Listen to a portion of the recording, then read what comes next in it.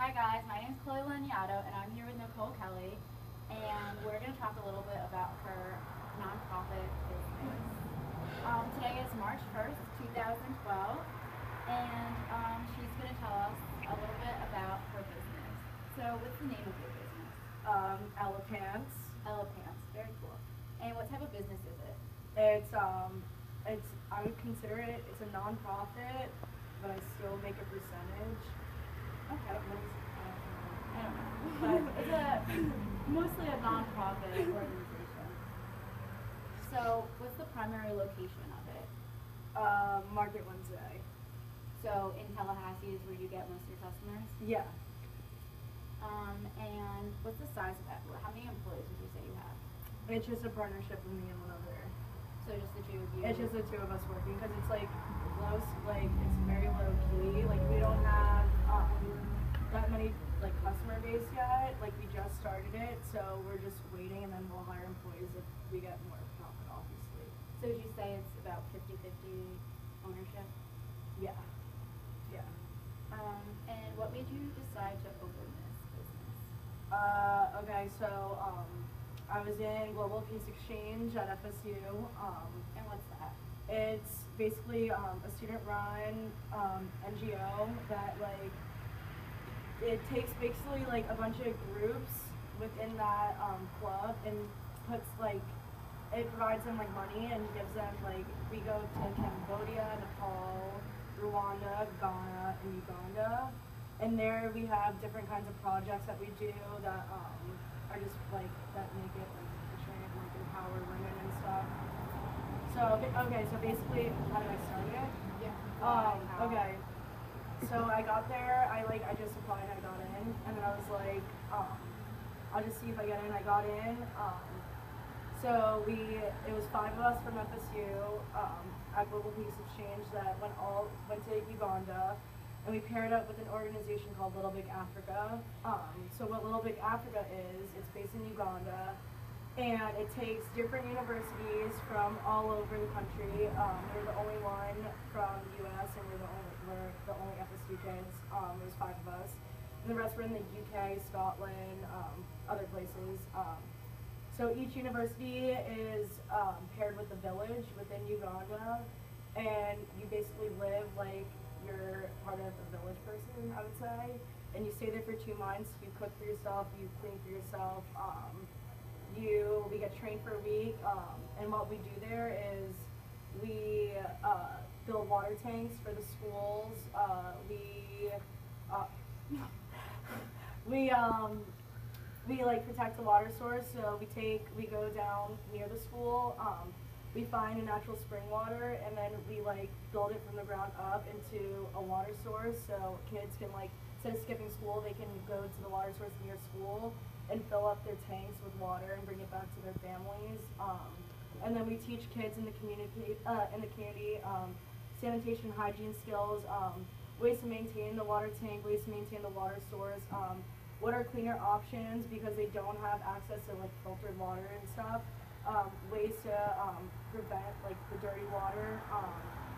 Then also we build fuel efficient stoves from the ground up out of mud and anthill soil, and it actually hardens into a stove.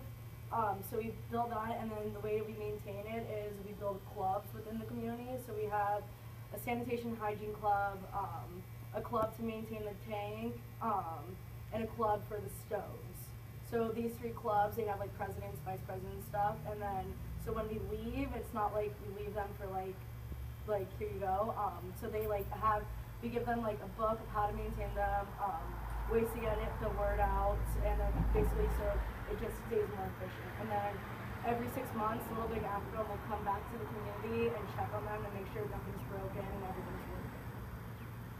Sounds like a really rewarding experience.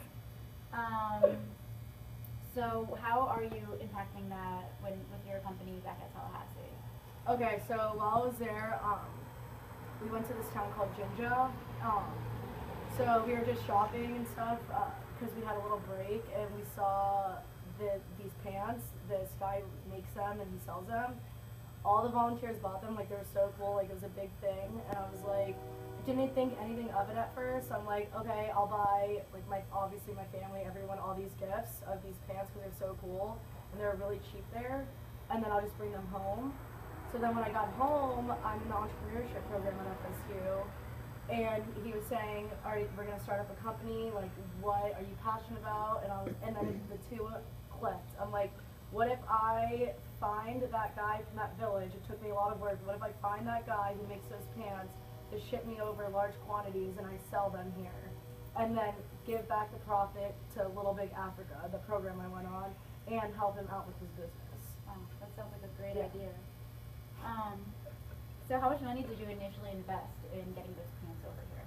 I invested probably 385.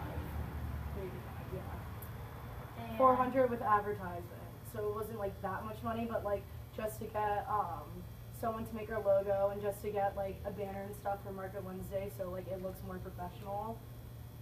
And that was all your own money? So with I'm in the entrepreneurship program, so basically the program provides the money, and then by the end of the semester, if we make our money back, we don't have to, but we pay back our professor. So basically our professor funds it. Okay. So none of the money was your own, you said? No. And how have you advertised your Basically we wrote on each sorority's message board, we have these pants, we wrote on other clubs' boards, I advertised them at Market Wednesday, I got connections with a boutique at Quarter Moon, and I've been contacting them about partnering up with them, and just like all through social media and like word of mouth. So you do use social media, and are you the one that operates it? Yeah. Yeah. Do you have a website? No, we do have a Facebook account, and we're in the process of making an Etsy account. Oh, very cool. Yeah. Did you have to go through any licensing requirements? Because it was under a certain, because I only get them in bulk for 30 quantities each internationally. So basically, the guy who's my supplier, he actually got a license so he can ship it from Africa to here. But because it's not that big of a quantity, I don't need a license for fair trade. Okay. That's probably helpful. Yeah. And how's your family gotten involved in it? If they have? My mom will post my pants on Facebook and make her friends buy them. My parents have bought a few pairs. So they're totally behind you, Yeah. supporting it? Yeah. That's always helpful. So what's the next step in your plan? How are you looking to grow your business? Well, my future goal, I would say, is I definitely want to hire a bigger quantity shipped, because shipping is just way too expensive. So I definitely want to hire quantity, and then maybe have like a rep for each sorority or something, and make it like a community service hour within their sorority. That counts as expanding, yeah. So tell me a little bit about your professional background. Is this something you've been involved in clothing, or is this kind of like a new venture for you? No, I've never been involved in clothing. It is a new venture for me. It was cool seeing the retail business and seeing how you can get it something for wholesale and how you sell it and like the obstacles that comes with it. But yeah, I don't really have. I've done business classes in high school, but then the program is what really got me to do this. You mentioned obstacles. Tell me a little bit about those obstacles, or just talk about the biggest one you've encountered. Probably trying to find that guy and then making sure he's reliable enough to ship me the pants, because I did have to front him the money at first because he couldn't afford it. It was also an obstacle transferring my money from my bank account to his account, because they don't, it's literally a village, they don't have checks, they don't have mails, they don't, I had to send it to a Western Union, and it was just difficult because it was complicated with like a bank charge. I didn't think of anything of that. And it's a different currency. Yeah, different, yeah, everything. yeah, it wasn't that hard converting it because I lived there for 2 months, so like I knew like what was what, and I knew like if he told me the wrong price, like I knew like he was messing like up with me. Yeah. So like it was just more of trusting him. bigger deal was shipping. I didn't realize how expensive shipping was, and like it's so much. It's by weight, and like he literally has to take 30 quantities and put it in like a little box in order to ship it to me. How long does it take to get it over to the U.S.? Not that long. It took like 2 weeks. The biggest thing was probably transferring my money from my account to his account and going back and forth with him of how much he actually owed me, how much I actually owed him. Does he speak English? Barely. Like I learned, thank God, yeah, I lived there, so thank God I know some of it. For like compared to like other people, he speaks like really like good English. Like we all communicate through Facebook. That's another issue. I can't just call him up. We're in 2 different time zones, so I'll have to wake up at like 8 in the morning and text and message him in order for him to respond because our time zones are just so different. Yeah, there's a lot more behind the scenes that seems Yeah, like goes on than yeah. you see up front. What would be the best advice you'd give to a starting entrepreneur? It doesn't cost that much money to start up anything.